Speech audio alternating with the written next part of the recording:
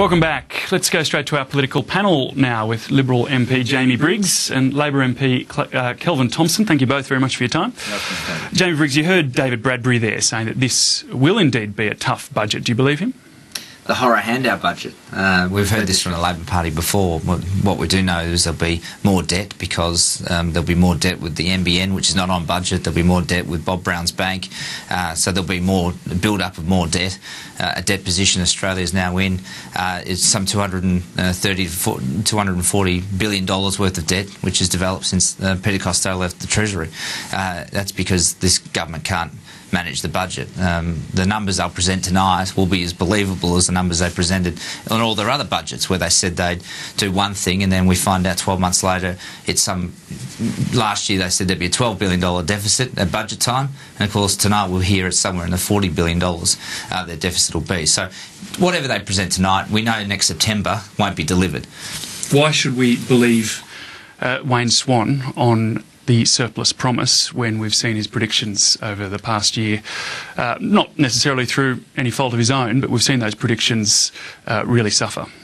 Well, I think Wayne Swan deserves a pat on the back, frankly. I think it's a mighty achievement to have been able to balance the books without taking a wrecking ball to the Australian economy.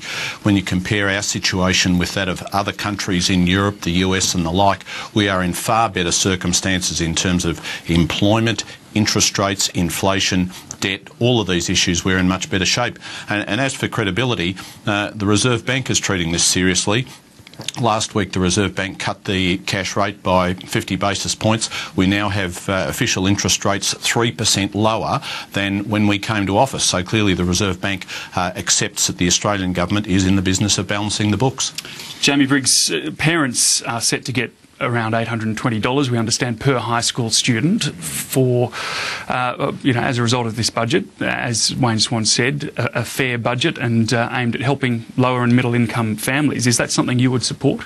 Well, look, firstly, I welcome Kelvin, as the Treasurer has done the last couple of days, finally admit that when you spend too much money, it does put upward pressure on interest rates. So it's good to see the Labor Party has finally admitted that proposition, which we've been saying for 3 years.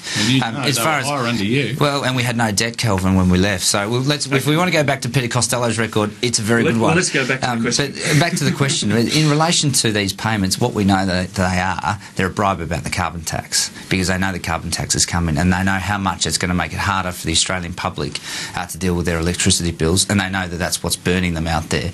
So this is a bribe, and it's purely simply a bribe. It's nothing to do with education, because if it was to do with education, you would be required to keep your receipts. It would be related to those expenses. This is just purely bribing people with money into their bank accounts. Those expenses. So they've got to find a new way in this financial year, as part of the cooking the books exercise, as Tony Abbott has said, to get the money out the door so they ensure that they can bribe people. But I don't think the Australian public will fall for it. They've lost trust with its Prime Minister. They've lost trust with its government. And we can see why. The policy decisions are terrible, the carbon tax, the budget deficits, and the political judgment, Craig Thomson and the like, are equally bad. People have lost trust with this government, and this budget will not be something which will add to that trust at all. In fact, it will take it away even further, I suspect. Kelvin Thomson, response?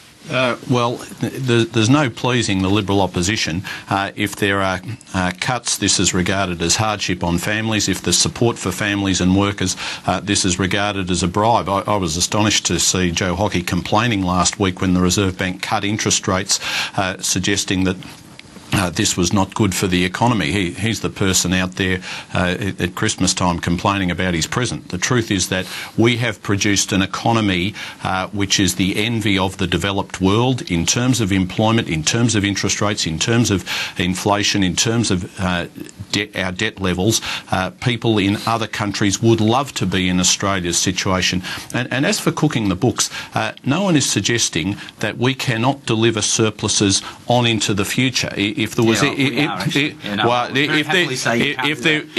if there was any serious substance to this claim, it would be difficult for us to deliver surpluses on and beyond this financial year. This is not the case. This is something which we are capable of doing into the future. Okay, I want to get to some of the other big stories, the distractions for this budget. Craig Thomson and the Fair Work Australia report that concluded that he did indeed himself pay for prostitutes with union funds and also spend hundreds of thousands of dollars to help him get elected to Parliament.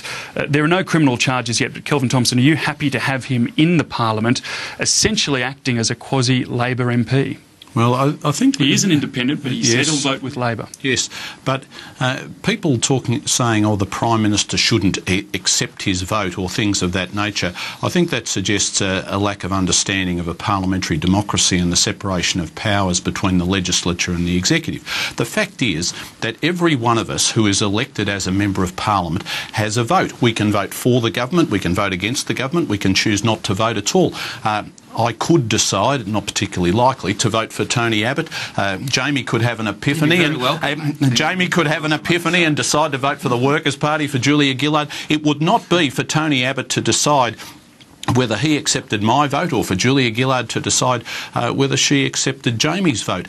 We live in a parliamentary democracy with a separation of powers. The rights accrue to the members of Parliament, not to the leaders. Jamie Briggs, how would Prime Minister Gillard not accept the vote? Well, one point that Kelvin just made, the Workers' Party, these workers must be sitting there today and thinking, why did I pay these union dues? Why did I pay these union dues? Let's not forget, just a few months ago, Julia Gillard said, "I have complete confidence in Craig Thomson and I expect he'll be in his position for a very long time to come."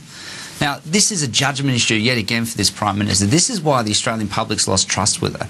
These workers, these HSU workers who've paid their hard-earned money must be sitting there today shaking their heads because all they've done is contributed, according to the report that's been tabled in the Senate, to some most outrageous activities, and what it proves once and for all is the Labor Party's not for the workers. We hear much about that they're for the workers, and I've heard much about it over the years.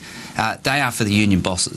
And if they had any decency left, they would cut Craig Thomson loose today because it is destroying their own political organisation.